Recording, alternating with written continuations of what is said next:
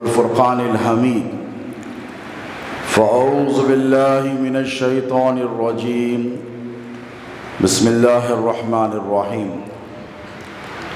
ان الذین یؤذون اللہ ورسولہ لعنهم اللہ فی الدنیا والآخرہ وأعد لهم عذابا مہینا صدق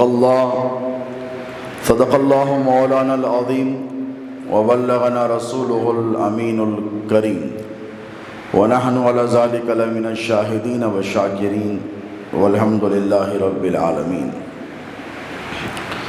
قوت عشق سے ہر پست کو بالا کر دے، قوت عشق سے ہر پست کو بالا کر دے، دہر میں اسم محمد سے اجالا کر دے۔ محترم و معظم و مکرم برادران ملت اسلامیہ، آپ اس حقیقت سے واقف ہیں کہ پچھلے کئی برسوں سے، دہائیوں سے دشمنان اسلام کی جانب سے کفار، مشرکین، منافقین کی طرف سے ہمارے اور آپ کے آقا و مولا علیہ السلام کی شان اقدس میں گستاخیوں کا سلسلہ جاری ہے۔ 14 صدیوں سے زائد کا عرصہ گزر گیا، لیکن آج بھی دنیا میں ایسے بدنصیب، بدبخت موجود ہیں جن کو ہمارے اور آپ کے نبی پاک، جنہیں اللہ رب تبارک و تعالی نے رحمت للعالمین بنا کر بھیجا ہے، اور جن کے سر پہ اقدس پر ورفعنا لک ذکرک کا تاج رکھا ہے، جن کی زلف مبارکہ کی اللہ نے قرآن مجید میں قسمیں اٹھائی ہیں، والضحیٰ واللیل کہا ہے، جن کے چہرے اقدس کو والشمس والضحیٰ سے تعبیر فرمایا ہے، وہ ذات جن کے سینہ مبارکہ کے حوالے سے اللہ نے الم نشرح لک صدرک ارشاد فرمایا ہے، وہ نبی جس کی اطاعت کو اللہ رب تبارک و تعالی نے اپنی اطاعت فرمایا ہے، وہ نبی جس کی محبت کو اللہ نے اپنی محبت قرار دیا ہے، وہ نبی جس کے احکام پر عمل کرنے پر اللہ رب تبارک و تعالی نے اپنے بندوں کو جنت کا مژدہ سنایا ہے، وہ آقا جو صرف مسلمانوں کے لیے رحمت بنا کر نہیں بھیجے گئے، بلکہ ساری انسانیت، ساری کائنات، چرند پرند، بلکہ اگر زمین پر رینگنے والی ایک حقیر چونٹی بھی ہے، میرے نبی کو اللہ نے اس چونٹی کے لیے بھی رحمت بنا کر بھیجا ہے۔ تو دوستو، اس عظیم الشان نبی رحمت علیہ السلام کی شان اقدس میں گستاخی کا ارتکاب کرنا، یا آقا علیہ السلام کی توہین کرنا، تضحیق کرنا، انسلٹ کرنا، حضور کی شان میں ڈیروگیٹری کامنٹس اور ریمارکس پاس کرنا، دشمنان اسلام نے اس کو اپنا شیوا بنا لیا ہے اور اسی پر وہ قائم ہیں۔ دوستو، اسلام ایک ایسا مذہب ہے جو ہر زاویے سے، ہر اعتبار سے، ہر اینگل سے، ہر پرسپیکٹیو سے ایک کامل، مکمل، اکمل دین ہے۔ اللہ رب تبارک و تعالی نے ایک مکمل نظام حیات ہم کو اور آپ کو سرفراز فرمایا ہے۔ حضور کی ازواج یعنی بیویوں کی تعداد کتنی تھی؟ اکثر نوجوان مسلمانوں سے اگر پوچھا جائے تو نہیں بتا پائیں گے۔ حضرت سیدہ زینب ام المومنین سلام اللہ علیہا کا ذکر کیا گیا اس ملعون راجہ سنگھ کی طرف سے۔ ذرا آپ سوچیں، ہم میں سے کتنے ایسے مسلمان ہیں جن کو حضور کی ازواج طیبات و طاہرات کے نام یاد ہیں، بیویوں کے؟ الا یہ کہ 2-4 آپ جانتے ہیں، ام المومنین خدیجہ الکبریٰ، عائشہ صدیقہ سلام اللہ علیہما وغیرہ ہما، 2-4-5، لیکن پوری تعداد نہیں معلوم۔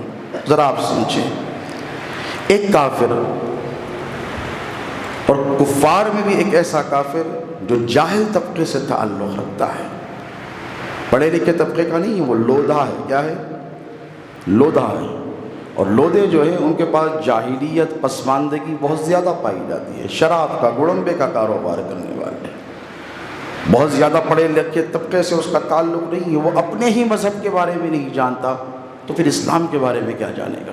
ذرا آپ سوچیں اس پر، اس پہلو پر غور و فکر کریں۔ وہ اپنے مذہب کے بارے میں نہیں جانتا، وہ پڑھا لکھا ہی نہیں ہے، جانتا وہ ہے جو پڑھتا ہے، لکھتا ہے، جو جسے کتابوں سے شغف ہوتا ہے، کسی بھی مذہب ہو، کرسچینٹی ہو، جوڈائزم ہو، جوئزم ہو، اسلام ہو، سکھزم ہو، یا ہندوازم ہو، یا بدھزم ہو، دنیا کا کوئی مذہب ہو، اس کو جاننے کے لیے اس کا پڑھنا ضروری ہے، کتابیں پڑھنی پڑتی ہیں مذہب کی، چاہے باطل ادیان ہی کیوں نہ ہو، جھوٹے مذاہب ہی کیوں نہ ہو، کتاب پڑھے گا تو اسے معلوم ہوگا کہ ہسٹری کیا ہے، اس کا مذہب کن کن چیزوں پر قائم ہے۔ لیکن یہ جاہل، یہ اجہل، یہ ملعون، اس نے تو کبھی کچھ پڑھا ہی نہیں ہے، لیکن اس کو اتنے حساس اور وہ پوشیدہ راز جو مسلمان خود نہیں جانتے اور جو کتابوں میں درج کر دیے گئے ہیں، اس پر الگ سی بحث ہے کہ انہیں نکال کر پھینکنا جانا ضروری ہے۔ علماء اس بحث کے بارے میں اچھا جانتے ہیں، لیکن کیوں یہ انفارمیشنز اس جیسے لعین اور ملعون کے پاس کیسے پہنچی؟ تو ماننا پڑے گا کہ اس نے خود محنت نہیں کی، بلکہ مسلمانوں کی جو دشمن قوتیں ہیں یہ اس کے پس پردہ کام کر رہی ہیں اور میٹیریلز نکال کر، توجہ ہے آپ کی، انفارمیشن نکال کر وہ چیزیں جو ہماری کتابوں میں کسی زمانے میں درج کر دی گئی تھی، انکلوڈ کر دی گئی تھی، چن چن کر اسے نکالا جا رہا ہے۔ ایک باضابطہ ٹیم بیٹھی ہوئی ہے اور وہ ٹیم اس پر کام کر کر دشمنانی اسلام تک ان حقیقتوں کو یا پھر ان روایتوں کو یا وہ جو چیزیں اسلام میں اسرائیلیات کی طور پر داخل ہو گئی تھی۔ اسرائیلیات محدثین جانتے ہیں کہ یہ ایک سبجیکٹ ہے، اہل علم طلباء جانتے ہیں کہ ایک ایسی ٹاپک ہے جو پچھلے 1400 سال سے مسلمانوں کو پریشان کر رہی ہیں۔ اسرائیلیات کیا ہے؟ اسرائیلیات یعنی یہودیوں کی طرف سے، کس کی طرف سے؟ یہودیوں کی طرف سے احادیث کی کتب میں، کتب سیر میں، کتب تاریخ میں جو چیزوں کو مینوپولیٹ کر کر شامل کیا گیا ہے، خلط ملط کیا گیا ہے، راویوں کو جھوٹے لایا گیا ہے، موضوع احادیث کو شامل کیا گیا ہے، اسے اسرائیلیات کہتے ہیں۔ قربان جائیں ائمہ حدیث پر، امام بخاری ہو کہ مسلم ہو کہ سیاستہ کے محدثین ہوں، انہوں نے حتی المقدور اور حتی الامکان کوشش کی کہ وہ چیزیں جو یہودی لابی نے اسلام میں شامل کرنے کی کوشش کی اسے نکال کر پھینکا جائے، لیکن پوری طریقے سے ہم اس میں کامیاب نہیں ہو سکے، اور بعض مکاتب فکر کے علماء نے ان چیزوں کو پکڑ کر رکھ لیا اور جس کا خمیازہ ہمیں آج بھگتنا پڑ رہا ہے۔ یہ ایک بہت ڈرائی سبجیکٹ ہے، لیکن مسلمانوں اس پر آپ کو تیار ہونا ہے۔ مجھے کیا کرنا ہے یہ علماء کا کام ہے، نہیں، ایسا نہیں ہے دوستو، آپ کو واقف ہونا پڑے گا۔ آج حیدرآباد اس جمعے تو سکون کی سانس لے رہا ہے، لیکن 3 روز پہلے، 2 روز پہلے آپ نے جو ماحول دیکھا خوف و ہراس کا ماحول تھا، ہر طرف غصہ تھا، غم تھا، بے چینی تھی، بے قراری تھی، اضطراب تھا، سب کچھ تھا، لیکن مسلمان بے چین تھا۔ سامنے کھانا رکھا ہوا تھا لیکن نوجوان کھا نہیں پا رہے تھے، مائیں دروازوں پر ٹہر کر اپنی اولادوں کا انتظار کر رہی تھی، لیکن بچے نوجوان تھے کہ اپنے گھر کو آنے تیار نہیں تھے، بندوقیں تنی ہوئی تھی، لاٹیاں ہاتھوں میں پولیس لے کر پھر رہی تھی، لیکن قربان جائیں اور سلام کریں ان ماؤں کو جنہوں نے ایسے جیالوں کو، ایسے بہادروں کو پیدا کیا جو اپنے نبی کی ناموس کے تحفظ کے لیے سڑکوں پر نکل کر آ گئے۔ کسی کا انہوں نے انتظار نہیں کیا، کسی کی ہدایت کیا کسی کی رہنمائی نہیں، عشق رسول تھا، وہ نبی کی محبت کا جذبہ تھا جو نوجوانوں کی رہنمائی کر رہا تھا، وہ نوجوانوں کی رہبری کر رہا تھا، وہ نوجوانوں کو مجبور کر رہا تھا کہ نہیں، اب تم بستر پر نہیں سو سکتے، اب تم کسی دعوت میں نہیں جا سکتے، تم کسی چائے خانے کی زینت نہیں بن سکتے، تم چبوتروں پر نہیں بیٹھ سکتے، نوجوانوں نکلو، اور تمہیں نکل کر اپنے نبی کی ناموس پر پہرا دینا ہے۔ کیا دینا ہے؟ پہرا دینا ہے۔ نوجوان نکلے، احتجاج کیا۔ اب اس احتجاج پر ہماری کمیونٹی، مسلم کمیونٹی سپلٹ ہے، سب کی ایک جیسی رائے نہیں ہے۔ کسی نے کہا کہ اچھا کیا نوجوان جو سڑکوں پر نکل آئے، بہت اچھا کیا، یہ غلامی کا ثبوت پیش کرنے کے لیے آئے۔ کسی نے کہا کہ ہم نے ہدایت نہیں دی تھی، ہم نے کہا نہیں تھا، ہم سے بغیر پوچھے چلے گئے۔ کسی نے کہا کہ نوجوانوں کو ایسے نعرے نہیں لگانے چاہیے تھے۔ کسی نے کہا تھا کہ نوجوانوں کو ایسا رویہ اختیار نہیں کرنا چاہیے تھا۔ کسی کی طرف سے آواز آئی کہ نوجوانوں نے جذبات، آکروش، اپنا اینگر، اپنے غصے کا اظہار ایسے کیا جس سے خراب اثر پڑتا ہے۔ ٹھیک ہے، میں سب کی باتوں کو تسلیم کرتا ہوں۔ کسی نے کہا کہ نوجوان تو نکل کر آ گئے، بزرگ کہاں پر ہیں؟ کسی نے کہا کہ وہ لوگ آ گئے۔ میں نے پڑھا ایک عالم دین کا ٹویٹر پر اور فیس بک پر میں نے کمنٹ پڑھا، وہ لکھتے ہیں کہ وہ جنہیں طہارت اور وضو کے مسائل سے وقفیت حاصل نہیں، جو کبھی نماز نہیں پڑھتے تھے، جو گناہ گار تھے، وہ نکل کر آ گئے ہیں اور ناموس سے رسالت کا پہرا دے رہے ہیں۔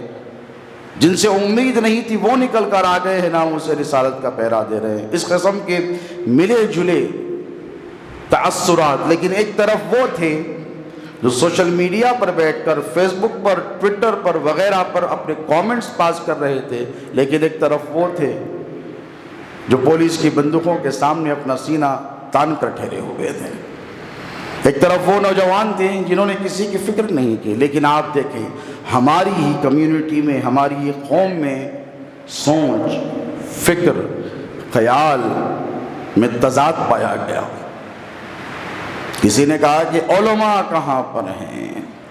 نوجوان تو سڑکوں پر ہیں، علماء کہاں ہیں؟ مفتی وقت کہاں پر ہیں؟ کسی نے کہا کہ صاحب کہاں پر ہے؟ کسی نے کہا کہ وہ مشائخ کہاں پر ہیں؟ کسی نے کہا کہ وہ لوگ کہاں ہیں جو میلاد النبی کی ریلی نکالتے ہیں؟ آپ دیکھ رہے ہیں، جان رہے ہیں اس قسم کے ملے جلے خیالات۔ میں نے کہا کہ نفس موضوع کیا ہے، اس پر غور و فکر کیا جائے۔ کون نکل کر آیا ہے، کون نکل کر نہیں آیا ہے؟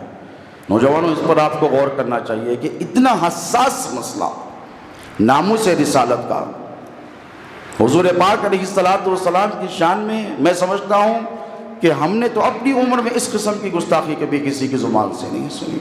وہ سلمان رشدی تھا جس نے سیٹینک ورسز لکھی تھی، تسلیمہ نسرین تھی جس نے انہیں کتابوں میں لکھی تھی، لیکن بولنے کی جرت نہیں کی تھی۔ اتنے سخت لہجے میں اور اتنا رقیق حملہ، اس قدر گستاخانہ لب و لہجہ اور ایسے گندے الفاظ جو عام طور پر ایک عام انسان کے لیے استعمال کرنے سے کتراتا ہے، یہ اس ملعون راجہ سنگھ نے ہمارے اور آپ کے نبی پاک علیہ السلام کی شان میں وہ الفاظ ادا کر دیے، اور اس کو ذرا سا بھی ایک لمحے کے لیے بھی وہ تذبذب کا شکار نہیں ہوا۔ بھئی آدمی جب کچھ چیز بولتا ہے تو اس کی ذمہ داری اس پر ہوتی ہے، وہ ڈرتا ہے کہیں ایسا نہ ہو کہ میری گرفت ہو جائے، کہیں ایسا نہ ہو کہ لوگ مشتعل ہو جائیں، کہیں ایسا نہ ہو کہ میرے الفاظ مجھے قانون کے دائرے میں گھسیٹ کر لے کے جائیں۔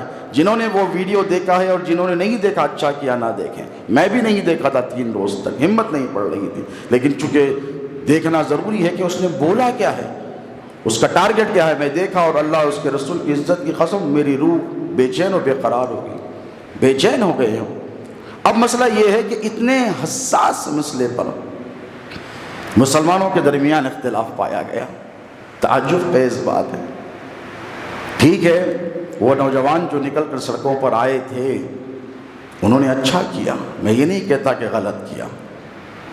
دیکھیں، ہر آدمی کا کام اور منصب الگ ہوتا ہے۔ یہ ممبر رسول ہے، یہاں مولانا تشریف فرمائیں، خطاب ہوگا، اس کے بعد وہ آئیں گے، اس ممبر پر ٹہریں گے اور ذمہ داری کے ساتھ آیات قرآنی اور احادیث مبارکہ کا ذکر کریں گے، خطبہ ارشاد فرمائیں گے۔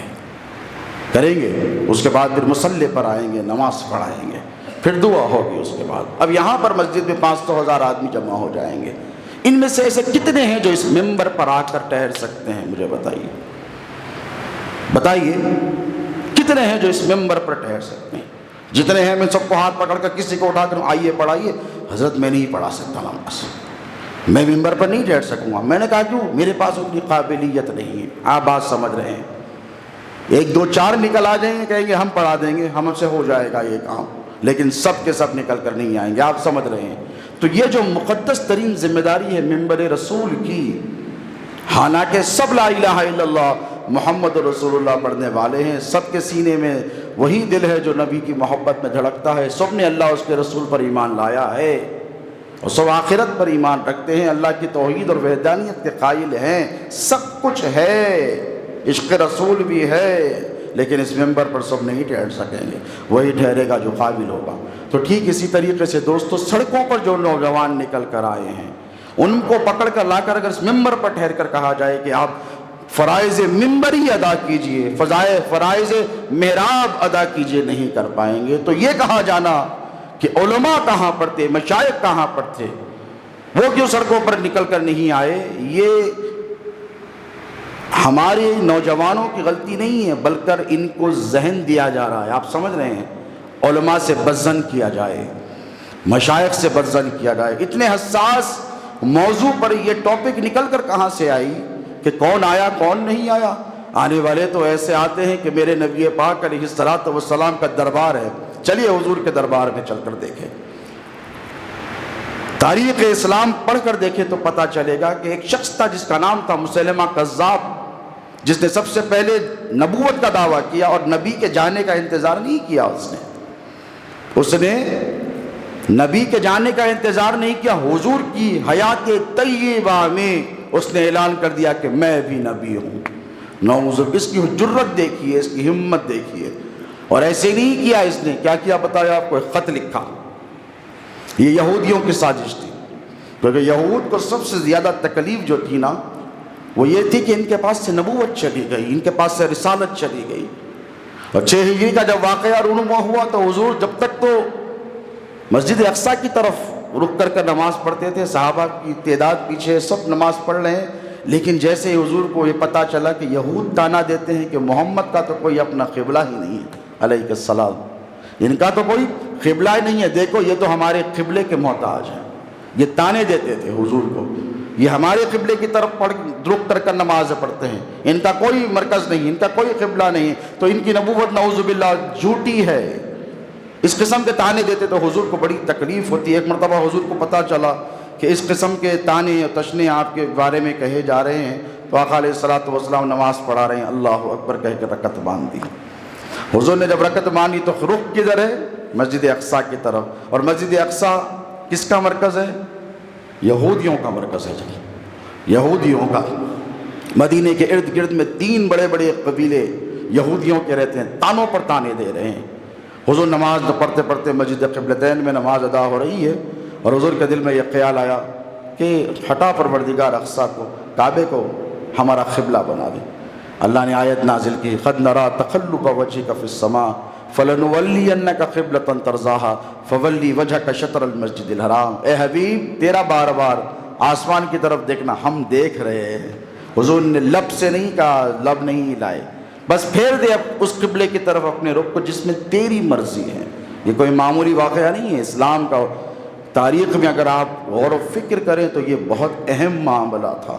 اس ایک معاملے سے یہودیوں کی جو بنیادیں تھی یہ ساری ہل گئیں، جو مسلمانوں کو اسلام کے قریب آنے سے دیگر قوموں کو روکتے تھے، وہ بالکل ان کی فاؤنڈیشن سٹونز، بنیادیں کھوکھلی ہو گئی۔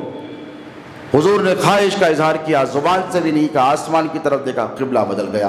یہاں سے دشمنی بڑھ گئی یہود کی، بہت زیادہ بڑھ گئی، تو انہوں نے سازشوں کے جال بننے شروع کیے۔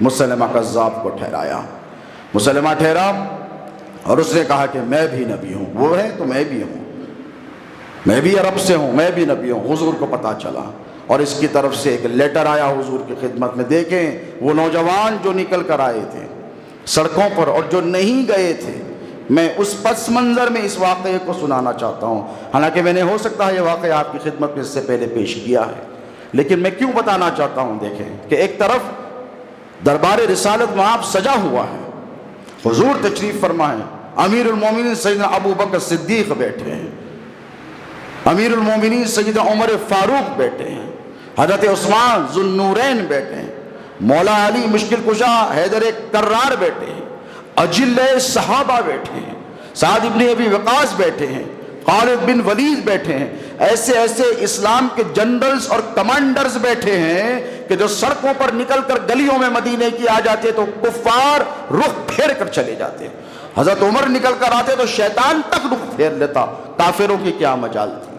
آپ ذرا دیکھیں اس پس منظر میں اس واقعے کو سمجھنے کی کوشش کریں، اس بیک گراؤنڈ میں حضور تشریف فرما ہے، خط آ گیا، ایک سے ایک جیالے، بہادر، طاقتور، ہمتور، مہارت رکھنے والے جنگ میں ہتھیار ایسے چلاتے کہ اگر انسان کو تلوار سے مارا جائے تو اس سے پتہ نہیں چلتا۔ حیدر کرار بیٹھے ہیں، بدر کا واقعہ ہے، مولا کی شجاعت اور بہادری کے لوگوں نے منظر دیکھ رکھے ہیں، آدمی کٹ جاتا اسے پتہ نہیں چلتا، گھوڑا کٹ جاتا اسے پتہ، آگے جا کے 2 ٹکڑے ہو کر گر جاتا۔ حدیث کی کتابوں میں لکھا ہے وہ شیر خدا بیٹھے ہوئے ہیں۔ ضروری نہیں کہ رسول اللہ صلی اللہ علیہ وسلم ہمیشہ مولا علی ہی سے کہے کہ تم جاؤ، حضرت عمر ہی سے کہے کہ تم جاؤ، سعد ابن ابی وقاص سے کہے کہ تم جاؤ، خالد بن ولید سے کہے کہ تو جا اور میرا انتقام لے کر آ۔ اتنا اہم ترین مرحلہ گزر رہا ہے گستاخی رسول کا، مسلمہ کذاب نے خط بھیج دیا، اس میں لکھا ہے محمد کے نام بن عبداللہ، میرا یہ پیغام ہے کہ ہم ایک کام کرتے ہیں کہ اگر آپ نے نبوت کا دعوت کیا ہے تو آپ اپنے علاقے تک رہیں، دیکھیں آپ اس کا پیغام، آپ اپنے علاقے تک محدود رہیں، لیکن اس علاقے کا نبی نعوذ باللہ میں ہوں۔ کس نے کہا؟ مسلمہ نے کہا۔ حضور بیٹھے تھے، ایسا خط اٹھایا اور حضور کے چہرے اقدس کا رنگ متغیر ہو گیا، بدل گیا، صحابہ جان گئے کہ کوئی تو بات ہے، حضور بڑے ناراض نظر آ رہے ہیں، صحابہ سمجھ گئے۔ وہاں پر یہ مجمع آپ کو تصور کریں، بیٹھے ہیں حضور یہاں ہیں تو اس کونے میں ایک کمزور شخص بیٹھا ہوا ہے اور حضور کا دربار ہے، لیکن بھوک لگ رہی ہے۔ آپ دیکھیں غریبوں کو جب کچھ کھانے کو مل جاتا ہے تو موقع محل نہیں دیکھتے، کیونکہ پیٹ میں کچھ ہوتا نہیں ہے، مسجد ہو تو کھانے لگتے ہیں، کہیں پر بھی ان کو مل جائے تو کھا لیتے ہیں۔ کسی نے حکیم اجمل سے پوچھا تھا کہ کھانا کب کھانا چاہیے، تو انہوں نے، حکیم اجمل بہت بڑے حکیم تھے، انہوں نے کہا کہ جب امیر کو بھوک لگے یا پھر غریب کو جب مل جائے تو کھا لینا چاہیے۔ تو وہ حبیب بن زید رضی اللہ تعالیٰ عنہ آخر میں بیٹھے تھے، 11 بچوں کے باپ تھے، کتنے؟ 11 بچے ہیں۔ سوچئے 1-2 بچے ہوں تو انسان پریشان ہوتا ہے کہ میں کیسے نکل کر آؤں، میں کیسے نکل کر جاؤں، میری اولاد کا کیا ہوگا، میں چلا جاؤں تو میرے بچوں کا کون دیکھنے والا ہوگا۔ اس کونے میں بیٹھے کھجور کھا رہے تھے اور سخت کھجور تھے، سخت کھجور جو آتے ہیں نا وہ کھا رہے تھے، جو ڈرائی ہوتے ہیں، اور وہ کھا رہے تھے تو وہ کھجور ان کی داڑھی پر گر رہے تھے، صحابہ بیان کرتے ہیں ان کی داڑھی پر گر رہے تھے۔ حضور نے ایسے خط دیکھا، ایسے پڑھا، کہا کہ مسلمہ کذاب ہے۔ کیا کہا؟ کذاب ہے، یہ جھوٹا ہے، یہ کہتا ہے کہ آؤ محمد نبوت میں شراکت کر لیں، پارٹنرشپ کر لیں، آپ ادھر مکے مدینے کے ہو جائیں، میں ان حجاز کے دوسرے علاقوں کا ہو جاؤں گا، میں ادھر کے علاقے لے لوں گا۔ حضور کو جلال آ گیا، حضور نے ایسے خط اٹھایا، صحابہ جان گئے اب کسی کو ذمہ داری دی جانے والی ہے، اب کوئی ہے جو اس شاطئ میں رسول کا بدلہ لینے والا ہے۔ اب صحابہ بالکل الرٹ ہو کر بڑھ گئے، کیونکہ مزاج شناس نبوت تھے، ان کو پتا تھا کہ حضور کا مزاج کیا ہے، وہ جان گئے کہ اب بات آئے گی، اب کسی کو بھیجیں گے حضور، اب قافلہ جانے والا ہے۔ تو ہر ایک کی یہ تمنا ہوئی، سب الرٹ ہو کر بیٹھ گئے کہ ہم کو یہ موقع ملنے والا ہے۔ حضور نے جیسے ہی ایسے خط اٹھایا اور اٹھا کر کہا کہ مسلمہ کذاب نے بھیجا ہے، وہ نبوت میں، رسالت میں شراکت اور پارٹنرشپ چاہتا ہے، وہ گستاخ ہے، اللہ اس کے رسول کا ہے کوئی جو اس سے بدلہ لے۔ یہاں بیٹھے ہیں ابو بکر صدیق، یہاں بیٹھے ہیں حضرت عمر، یہاں بیٹھے ہیں حضرت علی، یہاں بیٹھے ہیں طلحہ، یہاں بیٹھے ہیں زبیر، یہاں بیٹھے ہیں عبداللہ ابن عباس، یہاں بیٹھے ہیں سعد ابن ابی وقاص، خالد بن ولید، ایک سے ایک بڑے جیالے صحابہ بیٹھے ہیں۔ یہ ابھی حرکت میں آنے ہی والے تھے، ان کے منہ میں کھجوریں تھی، اٹھ کر کہہ رہے یا رسول اللہ میں بدلہ لوں گا، یا رسول اللہ میں جاؤں گا۔ صحابہ دنگ رہ گئے، ابھی سوچنے میں رہ گئے کہ ہم اٹھیں گے، علی اٹھنے والے ہیں، کیسے کیسے صحابہ اٹھنے والے؟ تو وہاں صحابہ جو بیٹھے تھے انہوں نے کہا کہ اے حبیب، ارے اپنی کھجوریں تو کھا لے۔ جیسے ہی انہوں نے، آپ نے دیکھا کہ آدمی کے منہ میں کچھ ہو اور وہ بالکل ہراس کے ماحول میں ایک دم اٹھے تو اس کے منہ سے کھانا نکل جاتا ہے، تو وہ کھجوروں کی جو چھالیں ان کے منہ کے اندر تھی جو چبا رہے تھے وہ سارے نکل کر صحابہ کے چہروں پہ گر گئی۔ تو صحابہ کہنے لگے کھا تو لے، تو کہنے لگے کیسے کھا لوں، اتنا وقت تھوڑی تھا، اگر میں کھاتا رہتا تو سرکار یہ نوکری کسی اور کو لگا دیتے۔ نبی کے نام پر مر مٹنے کا یہ جو موقع ہے یہ ابو بکر لے جاتے یا عمر لے جاتے یا عثمان لے جاتے یا علی حیدر کرار لے جاتے، مجھے کہاں ملتا، میرے پاس اتنا وقت نہیں تھا، چونکہ حضور کی عادت کریمہ تھی کہ جو پہلے مانگتا اسے وہ پہلے عطا فرماتے، مانگنے بعد میں کوئی کہے کہ میں جاؤں گا تو نہیں، وہ سب خط لے کر چلے گئے۔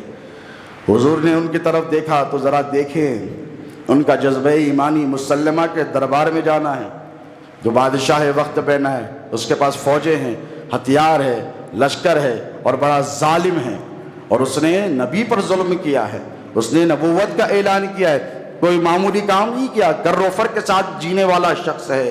حضور نے ان کی طرف دیکھا، پھٹے پرانے کپڑے پہنے ہوئے، جسم پر گرد و غبار کے آثار نمایاں ہیں، ایسا لگتا ہے کہ بہت دنوں سے انہوں نے غسل بھی نہیں کیا، مزدور پیشہ آدمی ہیں، باغوں میں کھجوروں کے کام کرتے دن بھر، اس کے بعد جو مل جاتے کھجوریں وہ لا لیتے، خود کھا لیتے، اولادوں کو کھلا دیتے۔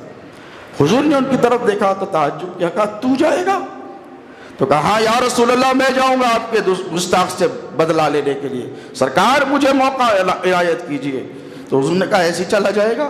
ہتھیار ہے تیرے پاس، تلوار ہے؟ تو کہا نہیں ہے سرکار، غریب آدمی کے پاس تلوار کہاں ہوگی؟ کہا نیزہ ہے تیرے پاس؟ تو کہا نہیں ہے یا رسول اللہ۔ کہا سواری ہے جانے کے لیے تیرے پاس؟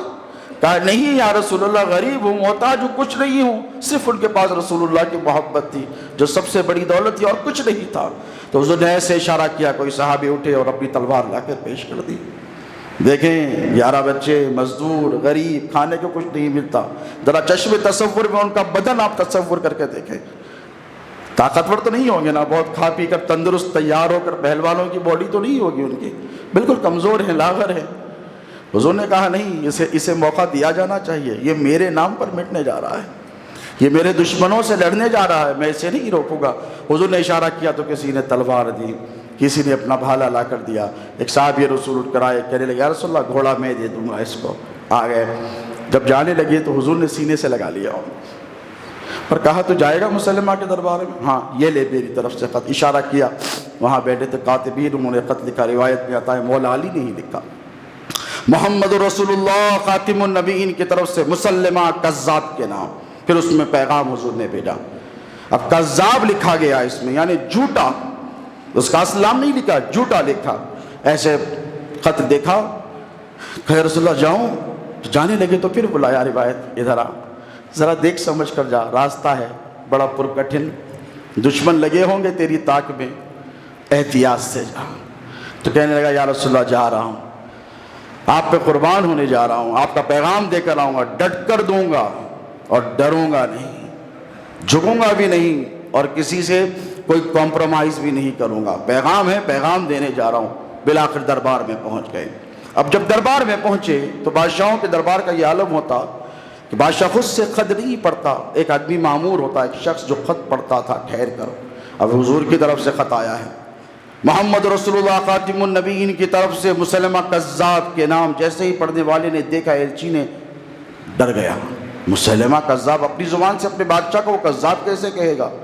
تو وہ حبیب بن زید کی طرف بھاگ کر آیا، کیا لکھا ہے اس میں؟ تو کہا وہی لکھا ہے۔ کس نے لکھا ہے؟ میرے نبی نے لکھا ہے، دیکھ اس میں کچھ تبدیلی کر سکتا ہے تو؟ کہا کیوں؟ تیری جان بچ جائے گی ورنہ جسم کے ٹکڑے ٹکڑے ہو جائیں گے۔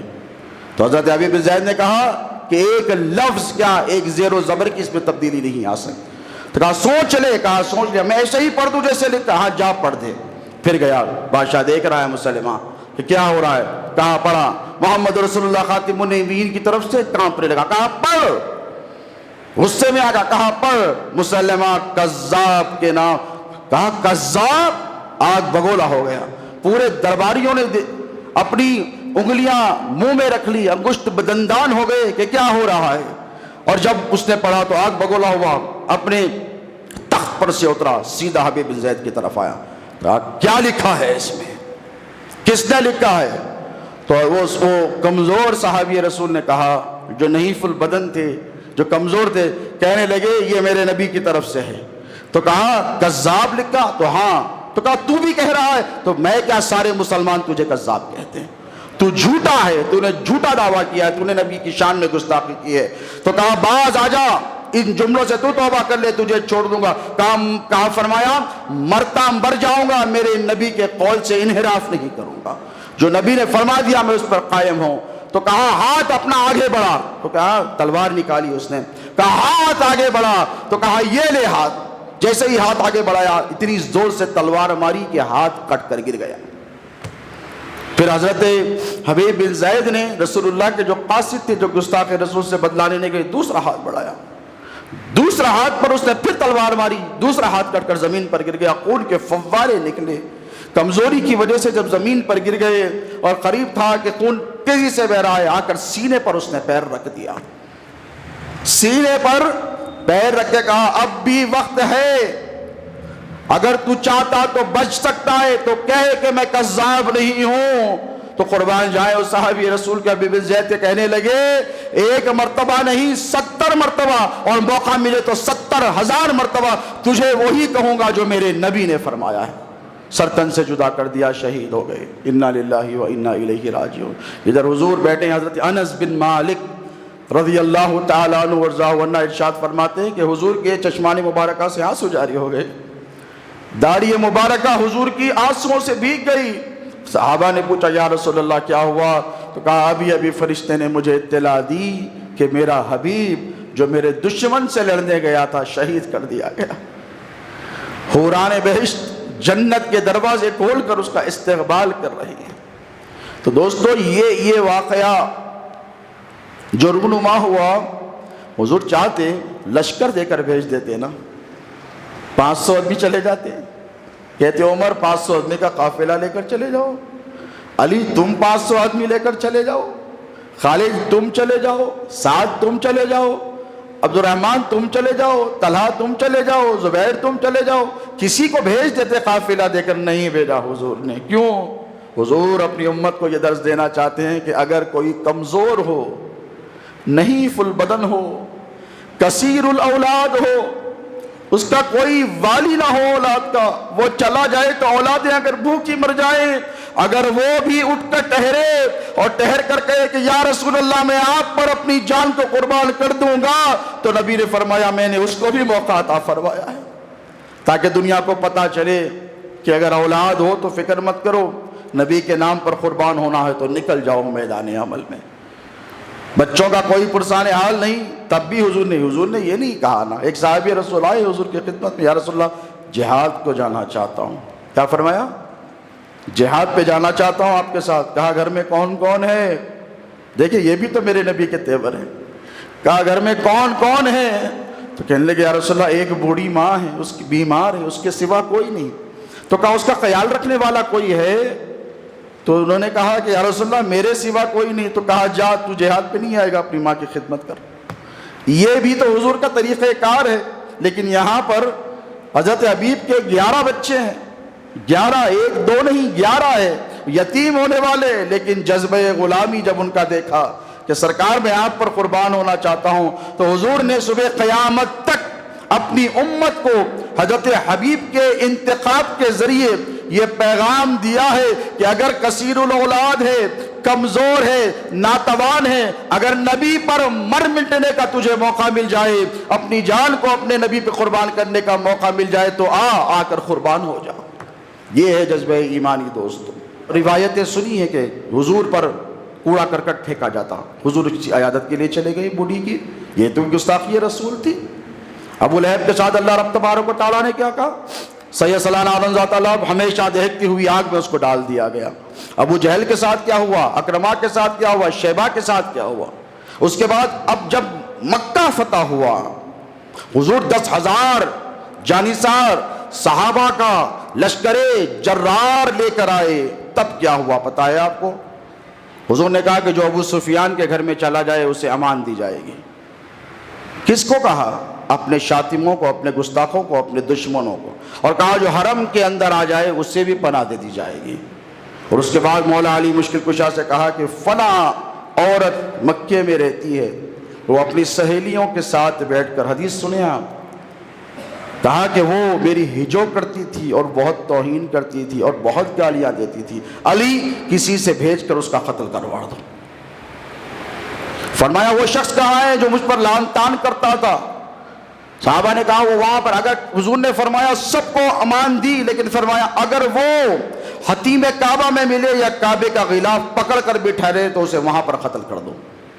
اب یہاں پر بتائیے آپ کیا ماجرا ہے؟ اب ذرا غور و فکر کرنے کی ضرورت ہے کہ حضور نے بحیثیت نبی اور رسول اپنے گستاخوں کو معاف فرمایا۔ یہ آقا علیہ الصلوۃ والسلام کی رافت تھی، یہ محبت تھی، یہ عنایت تھی، یہ شفقت تھی۔ اور اگر ہم نبی کے گستاخوں کو معاف کر دیں یہ ہماری بے غیرتی ہوگی۔ اب ہم کیا کریں اس صورتحال میں؟ اس صورتحال میں کیا کرنا ہے آپ؟ نوجوانوں نے ایک نعرہ لگایا جس پر وبال مچ گیا، کہا یہ نعرہ نہیں لگایا جانا چاہیے تھا، ٹھیک ہے اس نعرے کو تبدیل کیا گیا۔ اب تقاضوں کو سمجھے بڑی تیزی سے آپ، وقت لڑکوں کو میں سمجھتا ہوں یا دو یا تین اس طرف سے آئے تھے۔ کس طرف سے؟ ہنود کی طرف سے آئے تھے، غیر قوم کے تھے، انہوں نے پترم بازی کی، مسلمانوں نے نہیں کی۔ لیکن دیکھیں آپ کی صفوں میں گھس کر، آپ کے ساتھ نعرے لگا کر، آپ کے ساتھ وہ کنٹروورشل نعرے لگا کر انہوں نے آپ کو پھنسانے کی کوشش کی۔ ذرا سمجھیں، میں یہ نہیں کہتا کہ آپ کو اگلی بار نہیں آنا ہے، سڑکوں برابر آنا ہے، ضرورت پڑے گی ہم بھی آپ کے ساتھ شانہ بشانہ آ کر ٹھہر جائیں گے، لیکن آپ کو ذرا چوکنا رہنا ہے، ہوشیار رہنا ہے، حکمت عملی سے کام لینا ہے۔ حضور 13 سال مکے میں رہے اعلان نبوت کے بعد، کتنے؟ 13 ایئرز میں حضور کے ساتھ گستاخیاں نہیں ہوئی، توہین نہیں ہوئی۔ حضور صحن کعبہ میں نماز پڑھ رہے ہیں، ابو لہب، ابو جہل، اکرمہ، شیبہ، عتبہ وغیرہ سب بیٹھے ہیں دربار سجا کر۔ تو اس لعین نے کہا کہ ہے کوئی جو میرے دل کو ٹھنڈا کرے؟ محمد نماز پڑھ رہے ہیں، جب سجدے میں یہ چلا جائے تو ان کے اوپر جانور کی اجڑی بوٹی یعنی غلاظت ڈال دی جائے۔